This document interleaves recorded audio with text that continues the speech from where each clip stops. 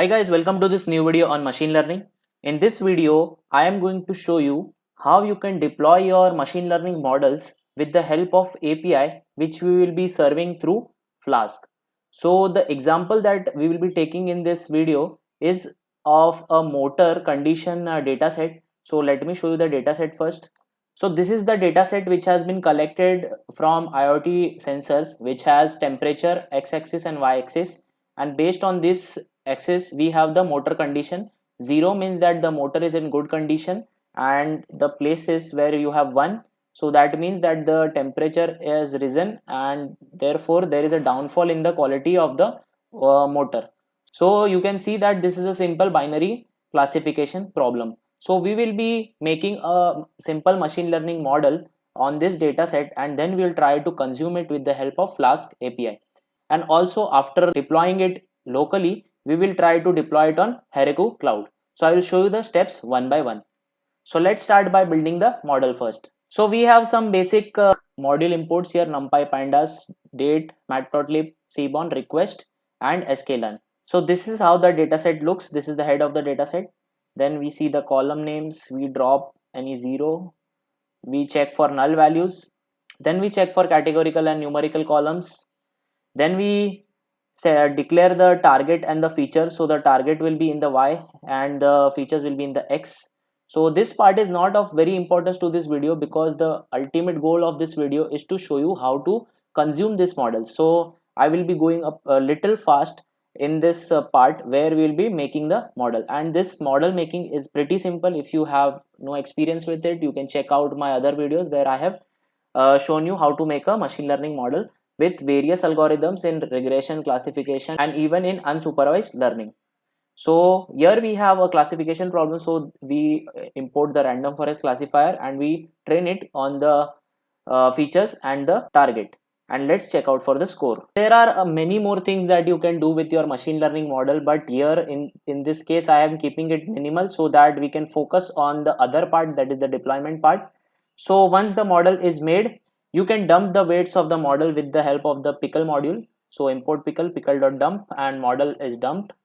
So you run this thing, and once you run it, you can see that this model.pickle file has been generated in the same folder. Now the next part is to open a Flask file, app.py file, which will be the entry point of Flask framework, and here we will be defining the API routine. So some basic imports again: pandas, Flask. From Flask we import Flask, JSONify, and request, and again pickle.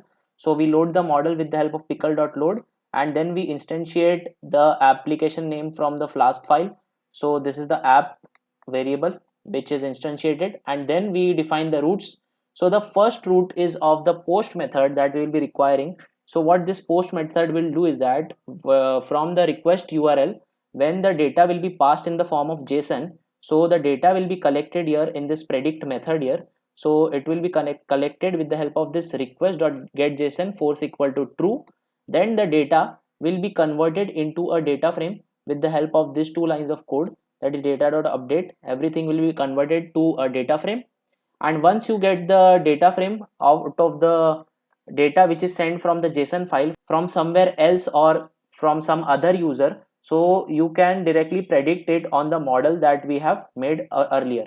So you can predict it with the help of model.predict and pass the data frame. The results can be stored in this thing, and then once you have done that, so you can just return the results. So in our case, if the result is equal to 0, we can return that the motor is in good condition, whereas if the result is equal to 1, so we can return that the motor is in bad condition.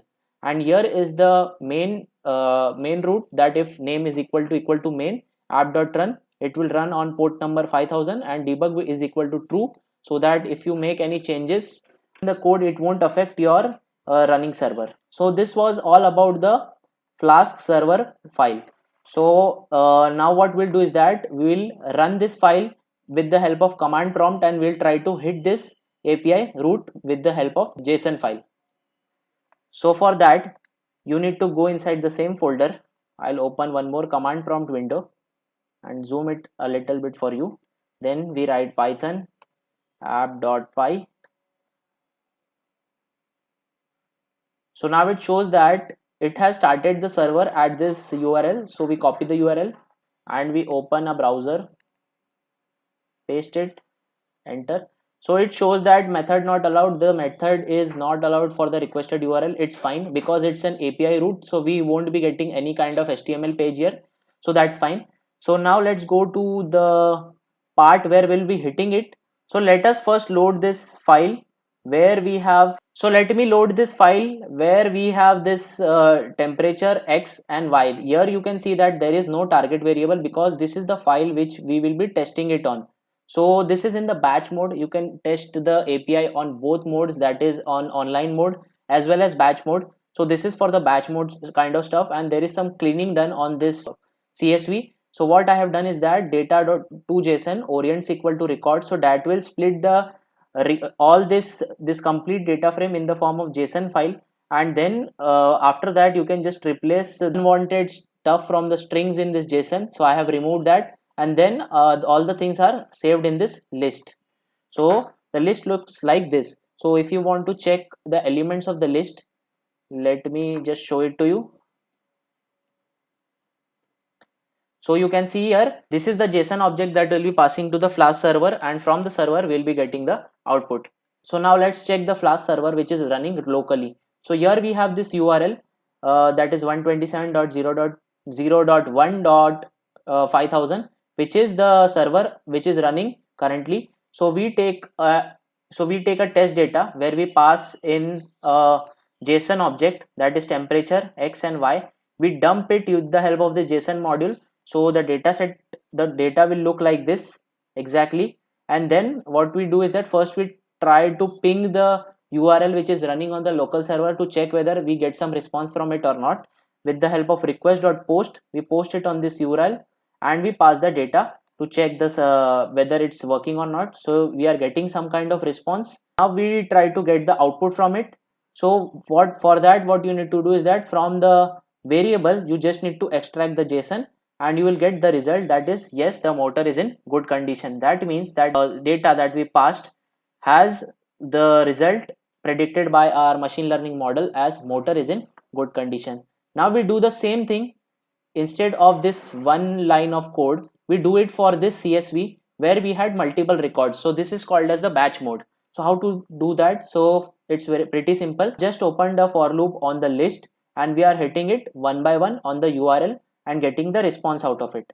So let's check it. So this is the response that we get for all the records in the test.csv file. So if we see the test.csv in the same folder,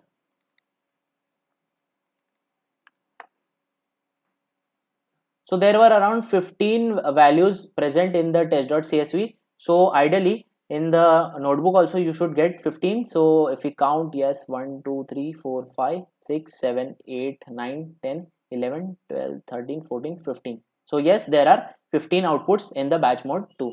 So this is how you can leverage it on the Flask server in both online as well as batch mode to get response from machine learning models. Let's try to deploy this complete project on a Heroku cloud platform so that we don't need to load this model again and again on the local server, and we can use it directly from the Heroku cloud. So for that, what you need to do is that you need to open a GitHub repository. So let me show you my GitHub. So this is my repository where I have loaded all these files. So we have this app.py which I showed you just earlier. So this is the same app.py which I have in this folder. Besides the app.py, there are other files which will be requiring for the Heroku deployment. So this is the requirement.txt. So if you don't know how to generate the requirement.txt for any machine learning model for a Flask or Django project, so I have created a separate video for that. So I will leave it as a card here so you can check it out. And then besides that, I have changed the runtime from Python 3.9 to Python 3.8.8 because it was showing some kind of bug on Heroku platform. So I changed it and it worked fine.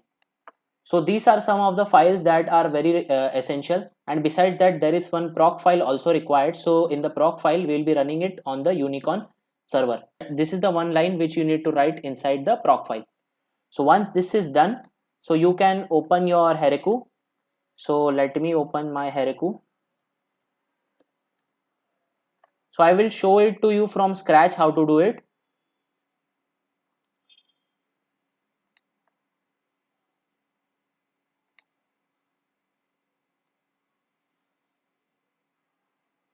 So here you can see that I have already deployed this API. So let me just delete it first so that I can show you from the scratch.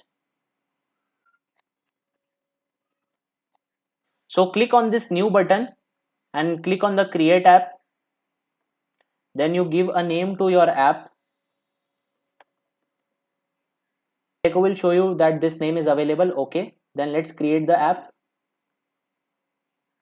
So once you click on this create app, go on this deploy tab, then click on this GitHub option, and then you will need to search your repository. So directly you can search it. All the repositories that are on my GitHub are shown on this platform directly.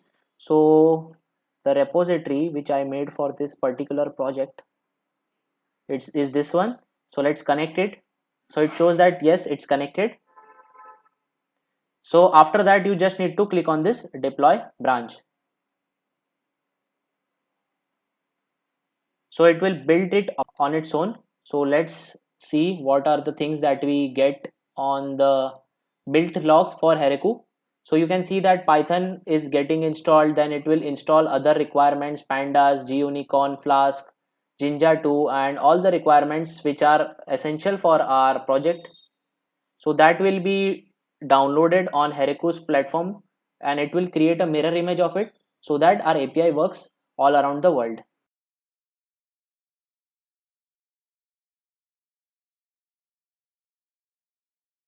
So you can see that the API has been deployed, and it has been deployed on this URL. So let's copy the URL.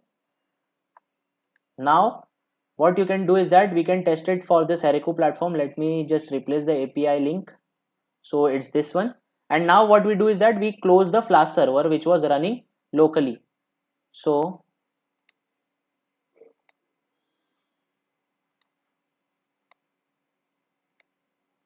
this was the Flask server which was running locally. So I will close it. So now you can see that the Flask server is not active. So if I rerun this code again, which was hitting the Flask server, so let's see. So it shows some error because the Flask server is not active and it won't work for the local system. So as you can see, it gives us error. But now we check the same thing on the Heroku platform. Since we have deployed the application on Heroku, so let's check out for whether we get the response from the Heroku or not. Yes, we are getting response, and let's check for the result. Yes, we are also getting that the motor is in good condition. So let's check out for the batch mode again. So it will hit the Heroku API for our ML model, and it will get the results out of it. Yes, the motor is in good condition, motor in good condition, motor in bad condition, and so on. And we get the 15 results that we earlier got from the local server. Instead of local server, we are getting it from the Heroku Cloud Platform API. So this was all that I wanted to show you in this video related to deploying the machine learning models directly with the help of API on Flask, and then you leverage it to Heroku or any other cloud platform that you wish to install it. There are many other options besides Heroku. That is AWS Beanstalk is there, GCP is there. So there are many other options. In future, we'll try to make videos on the same. So if you have any doubts regarding this video, feel free to write in the comment section below. I will leave the link to the GitHub repository also below. You can check it out too. And if you like my work, if you like my videos, feel free to press the like, share and subscribe button, and see you next time.